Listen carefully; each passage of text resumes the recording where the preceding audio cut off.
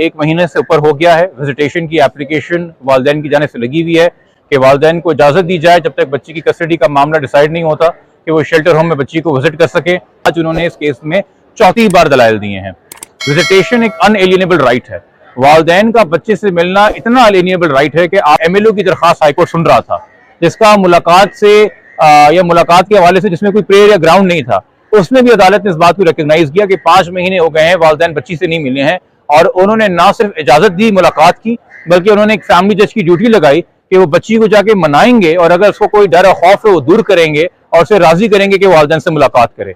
बच्ची इनकार भी करे तब भी शरीयत के हवाले से, कानून और आइन के हवाले से गॉड मेड लॉ है, वालिदैन अंडर अ सिक्योर एनवायरनमेंट बच्ची से मुलाकात कर सकते हैं। जज साहिबा अभी तक फैसला करने से कासिर हैं, और अगर ये हमारी एप्लीकेशन डिसमिस होती है यकीनी तौर पे हम सबके लिए एक लर्निंग लेसन होगा। हम कानून के अंदर कोई नई तारीफ, कोई नई चीज पढ़ेंगे। तो खैर 31 अक्टूबर के लिए फैसले को महफूज किया है। हम उम्मीद भी कर सकते हैं कि ये जो बेसिक कॉन्सेप्ट है कानून के, इनको कंट्रोवर्शियल ना किया जाए। जो बेसिक बुनियादी बातें, जो कुदरत का भी निज़ाम है, जो कानून का भी निज़ाम है, उसके तहत वालिदैन को मिलने की इजाजत। प्रोटेस्ट भी कह लीजिए कि 3 से 4 बार इस केस को बार बार असरे नौ सुना गया है। आज सिर्फ इतनी मेहरबानी हम पे हुई है कि इस एप्लीकेशन, हमें लग रहा था कि पहली हियरिंग के बाद ही ऑर्डर आ जाना था या दूसरी हियरिंग के बाद ही ऑर्डर आ जाना था, मगर बार बार सुना जा गया कि इसको बार बार वही दलाइल रिपीट हुए। अगर बच्ची माइनर नहीं है तो उसको कौन कन्विंस कर सकता है ना। 18 साल से ऊपर एक लड़की है जो कि एक सेफ प्रोटेक्शन सेंटर के अंदर, उसको ना आप थ्रेट दे सकते हैं वहां पे, ना उसे आप ऐसी कोई बात कर सकते हैं। तो जो अगर ऑलरेडी 18 से ऊपर है तो भाई वो जाके शनाख्ती कार्ड के लिए क्यों नहीं अप्लाई कर देते, बच्ची का नया पासपोर्ट क्यों नहीं इशू करा देते। मुझे बता दीजिए कि क्या नादरा बच्ची का जो ऑलरेडी बेफॉर्म इशू कर चुका है उस रिकॉर्ड को जला के उसको 18 का डिक्लेयर करने को तैयार है? क्या आपके DG पासपोर्ट, जो ऑलरेडी पासपोर्ट बच्ची को इशू हो चुका है, जिससे वो इंटरनेशनल ट्रैवल कर चुकी है, उस पासपोर्ट का रिकॉर्ड जला के उसको नया पासपोर्ट इशू करने को तैयार है? मुल्जिम के वकील अदालत के सामने झूठ बोलते हैं, गलत बयानी करते हैं। एक आर्गुमेंट पे था आज ही 29 number JM learned Shafiya Memon साहिबा की अदालत के अंदर 1 महीने से ऊपर हो गया है। विजिटेशन की एप्लीकेशन वालिदैन की जाने से लगी हुई है कि वालिदैन को इजाजत दी जाए जब तक बच्ची की कस्टडी का मामला डिसाइड नहीं होता कि वो शेल्टर होम में बच्ची को विजिट कर सके। इसमें एडवोकेट आमना उस्मान साहिबा जो इस केस को लीड कर रही हैं, उन्होंने दलाइल दिए, और ये कहना पड़ेगा कि आज उन्होंने इस केस में चौथी बार दलाइल दिए हैं। और ये इस केस में हमें कहते हुए कोई बाम नहीं है कि एक अनप्रेसिडेंटेड किस्म की हियरिंग्स हो रही हैं। विजिटेशन एक अनएलिएनेबल राइट है। वालिदैन का बच्चे से मिलना इतना अनएलिएनेबल राइट है कि आपके इल्म में है कि जब MLO की दरखास्त हाईकोर्ट सुन रहा था, जिसका मुलाकात से या मुलाकात के हवाले से जिसमें कोई प्रेयर या ग्राउंड नहीं था, उसमें भी अदालत ने इस बात को रिकॉग्नाइज किया कि 5 महीने हो गए हैं वालिदैन बच्ची से नहीं मिले हैं, और उन्होंने ना सिर्फ इजाजत दी मुलाकात की, बल्कि उन्होंने एक फैमिली जज की ड्यूटी लगाई कि वो बच्ची को जाके मनाएंगे और अगर उसको कोई डर और खौफ है वो दूर करेंगे और उसे राजी करेंगे कि वालिदैन से मुलाकात करे। तो ये जब एक व्यू हाईकोर्ट ने लिया हुआ है और हाईकोर्ट भी तस्लीम कर रहा है इस केस में, इन केस के हकाइक को देखते हुए कि एक अनएलिएनेबल राइट है, आप बच्चे और वालिदैन को मिलने से नहीं रोक सकते। यहां तक हाईकोर्ट ने रिमार्क्स में बोला था कि अगर बच्ची इनकार भी करे तब भी शरीयत के हवाले से, कानून और आइन के हवाले से गॉड मेड लॉ है, वालिदैन अंडर अ सिक्योर एनवायरनमेंट बच्ची से मुलाकात कर सकते हैं। यहाँ पे मुझे नहीं पता कि ऐसे कौन से नए ग्राउंड्स हैं, ऐसे कौन से नए फैक्ट्स हैं जिसकी वजह से जज साहिबा अभी तक फैसला करने से कासिर हैं। और अगर ये हमारी एप्लीकेशन डिसमिस होती है यकीनी तौर पे हम सबके लिए एक लर्निंग लेसन होगा। हम कानून के अंदर कोई नई तारीफ, कोई नई चीज पढ़ेंगे, क्योंकि हमारे इल्म में तो नहीं है कि जब तक कोई आपके पास प्रूफ ना हो, स्पेसिफिक प्रूफ ना हो कि वालिदैन ने अब्यूज किया है बच्चे को, वालिदैन ने जबर किया बच्चे के ऊपर, तब तक आप विजिटेशन डिनाई करें। और विजिटेशन इसलिए भी अलाउ की जाती है जो आपसे मिलने आता है उसकी कस्टडी में बच्ची नहीं होती, बच्ची उसकी कस्टडी में होती है, उसकी कस्टडी पहले से सेफ समझी जा रही है अदालत से। इस तरह अगर वालिदैन के बीच में तलाक हो जाए और माँ के पास कस्टडी हो और बाप को विजिटेशन दी जाए, तो वो माँ की कस्टडी के अंदर बाप आके विजिट करता है। इस तरीके से चाइल्ड प्रोटेक्शन सेंटर है, उसको कस्टडी दी हुई है, उसके सेफ एनवायरनमेंट में वालिदैन ऑलरेडी मुलाकात करके आ चुके हैं। हाई कोर्ट तक ने समझा है कि ये जरूरी, इनकी मुलाकात जो है वो अनसेफ नहीं है। तो आज हम एक्सपेक्ट कर रहे थे कि आज फिर इतनी तवील आर्गुमेंट्स हुई, फैसला हो जाना था, मगर खैर 31 अक्टूबर के लिए फैसले को महफूज किया है। हम उम्मीद ही कर सकते हैं कि ये जो बेसिक कॉन्सेप्ट है कानून के, इनको कंट्रोवर्शियल ना किया जाए। जो बेसिक बुनियादी बातें, जो कुदरत का भी निज़ाम है, जो कानून का भी निज़ाम है, उसके तहत वालिदैन को मिलने की इजाजत दी जाए। ये केस में मुद्दई हैं, इनके बच्ची से मिलने पे केस का एविडेंस भी खराब नहीं होता।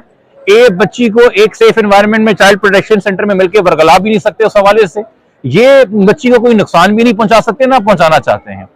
तो मुझे नहीं पता, अगेन ये रीजंस बेटर है जज साहिबा अपने ऑर्डर के तहत ही बताएंगी, बट ये हम जरूर कहेंगे, ये एक तरीके से हमारा आप प्रोटेस्ट भी कह लीजिए कि 3 से 4 बार इस केस को बार बार असरे नौ सुना गया है। आज सिर्फ इतनी मेहरबानी हम पे हुई है कि इस एप्लीकेशन, हमें लग रहा था कि पहली हियरिंग के बाद ही ऑर्डर आ जाना था या दूसरी हियरिंग के बाद ही ऑर्डर आ जाना था, मगर बार बार सुना जा गया केस को, बार बार वही दलाल रिपीट हुए, वो हम समझने से कासिर है। जिसका फायदा यकीनी तौर पे जो टाइम गेनिंग जो प्रैक्टिस है या जो टाइम गेनिंग टैक्टिक था अक्यूज का, मुजरिम का, उसको फायदा पहुंचता रहा है, तो वो गेन करते रहे। तो आज एहसान है जी कि कम से कम ऑर्डर के लिए उन्होंने रख दिया। मुलजिम के वकील का कहना है कि बच्ची माइनर नहीं है, अगर माँ बाप जाके मिले तो इन्फ्लुएंस करेंगे, उसको कन्विंस कर लेंगे तो ना मिलने दिया जाए, और अगर स्टेटमेंट लेना है कोर्ट ने तो कोर्ट बुला ले अपने पास। देखिए जी, अगर बच्ची माइनर नहीं है तो उसको कौन कन्विंस कर सकता है ना। 18 साल से ऊपर एक लड़की है जो कि एक सेफ प्रोटेक्शन सेंटर के अंदर, उसको ना आप कोई थ्रेट दे सकते हैं वहां पे, ना उससे आप ऐसी कोई बात कर सकते हैं। तो जो अगर ऑलरेडी 18 से ऊपर है तो भाई वो जाके शनाख्ती कार्ड के लिए क्यों नहीं अप्लाई कर देते, बच्ची का नया पासपोर्ट क्यों नहीं इशू करा देते। मुझे बता दीजिए कि क्या नादरा बच्ची का जो ऑलरेडी बेफॉर्म इशू कर चुका है उस रिकॉर्ड को जला के उसको 18 का डिक्लेयर करने को तैयार है? क्या आपके डीजी पासपोर्ट जो ऑलरेडी पासपोर्ट बच्ची को इशू हो चुका है, जिससे वो इंटरनेशनल ट्रैवल कर चुकी है, उस पासपोर्ट का रिकॉर्ड जला के उसको नया पासपोर्ट इशू करने को तैयार है? क्या वो डॉक्टर्स जिन्होंने ओपाइन किया है कि बच्ची नियर टू 15 ईयर्स है, वो 10 डॉक्टर्स जिसमें प्राइवेट अस्पताल के डॉक्टर भी शामिल हैं, क्या हम उन सबकी डिग्रियां जाली करार दे देंगे? ये क्या वो स्कूल, जैसे बच्ची का स्कूल लिविंग सर्टिफिकेट और स्कूल के डॉक्यूमेंट्स हैं, क्या वो स्कूल जाली था? क्या उसको जाके अब एजुकेशन डिपार्टमेंट से बंद कराएं? एक तरफ एक जबानी दावा है जिसका ना कोई सर है ना पैर है, और उन लोगों की तरफ से दावा है जिनके झूठ खत्म नहीं हो रहे। माजरत के साथ मैं पहले बहुत एहतराम से बात करता रहा हूं, बट मैं भी एक बहुत ही अफसोसनाक बात है जिस तरीके से मुल्जिम के वकील अदालत के सामने झूठ बोलते हैं, गलत बयानी करते हैं। एक होता है जी मेरा नैरेटिव ऑफ फैक्ट्स ये है, मेरी इंटरप्रिटेशन ऑफ लॉ ये है। आज दलाल दिए जा रहे थे कि जी चलान तो चैलेंज हुआ हुआ हाई कोर्ट में, 2 हफ्ते हो गए डिसमिस हुए हुए उस एप्लीकेशन को, इनकी चलान इन प्लेस है, trial is to proceed as per schedule. आज तो रीजन ऑर्डर भी आ गया हाई कोर्ट का उस हवाले से। आप इतना मिसलीड कर रहे हैं as an officer of the court. इनके वकील भूल गए कि शायद मुल्जिम के वकील के अलावा इनकी ड्यूटी टुवर्ड्स द कोर्ट भी है, और कोर्ट को इस बात का एहसास करना चाहिए। और अगर देखिए जजेस, मुझे बहुत अच्छे लगते हैं जजेस जो मेरे हक में फैसला देते हैं, मुझे उससे ज्यादा अच्छे लगते हैं जजेस जो मेरे खिलाफ फैसला देते हैं, मगर बिल्कुल किसी को वो जजेस अच्छे नहीं लगते जो फैसला देने की सलाहियत नहीं रखते। आप फैसला दीजिए, बर वक्त फैसला दीजिए, तकाजे होते हैं कुछ अदालत के। जब ये आखिरी हाई कोर्ट का जो ऑर्डर था उसके कुछ और भी क्वेश्चन थे, बच्ची से मेडिकल बोर्ड की टीम जाके विजिट करेगी, कुछ इस किस्म की इंफॉर्मेशन है कि कोई मेडिकल? देखिए वो साइकियाट्रिस्ट ने अपने आके रिपोर्ट देनी है, उन्होंने अपनी कंप्लायंस करनी है, वो डायरेक्शन सेक्रेटरी हेल्थ को है। सेक्रेटरी हेल्थ ने एक नोटिफिकेशन इशू किया जो कि एक पब्लिक डॉक्यूमेंट है, 13 अक्टूबर को 2 डॉक्टर्स का बोर्ड बना है। अब उन डॉक्टर्स की जो मीटिंग है और मीटिंग में जो डिस्कशन है वो आपको पता है, वो एक क्लाइंट और डॉक्टर प्रिविलेज होता है, वो बातें खुफिया है, खुफिया ही रहनी चाहिए। और एक अच्छे मेंटल हेल्थ एक्सपर्ट के प्रैक्टिस का तकाजा यही है कि वो मुलाकातें और वो जो रिपोर्ट है खुफिया रहे, जो कि अदालत ने उनको समन किया है, तो वो अदालत के कहने के तहत ही वो एग्जामिनेशन हुआ है। तो जज साहब के सामने रिपोर्ट रखी जाएगी, पर जज साहब अगर उसे शेयर करते तो हम उस पर तफसील कर सकेंगे। ऑर्डर के बाद दोबारा माँ बाप की मुलाकात नहीं हो सकती उस ऑर्डर के तहत? उस ऑर्डर के तहत तो एक मुलाकात थी ना, मजीद मुलाकातों के लिए तो हम यहाँ पे 1 महीने से एप्लीकेशन लगा के बैठे हैं। ठीक है, थैंक यू।